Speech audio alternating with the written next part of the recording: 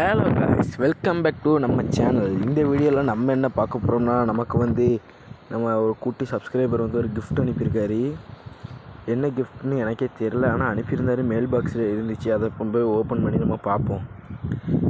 என்ன கிஃப்ட் அனுப்பியிருக்காருன்ட்டு எனக்கே தெரில. சர்ப்ரைஸாக இருக்குது. வாங்க போய் மெயில் பாக்ஸில் செக் பண்ணோம்.